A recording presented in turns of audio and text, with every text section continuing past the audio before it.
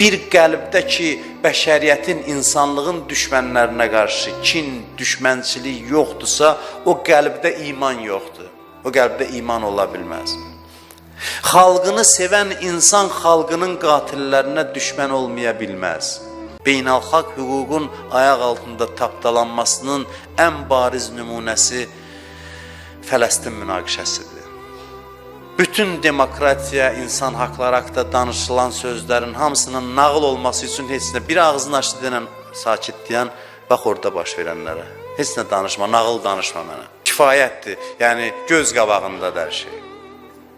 Gəliblər bir xalqın içində dövlət yaradıblar, təcavüz ediblər, torpaqları işğal ediblər, günahsız insanları qətlə yetirirlər. Bunun hamısını qoyurlar özünü müdafiə hüququ, böyük dövlətlər də buna göz yumur, heç bir irad bildirmir, onları dəstəkləyir. Sonra gəlib kiməsə insan haqları haqqında nağıl oxuyanda ayıq adamlar deyir ki, bəllidir ki, bunlar hamısı oyundur.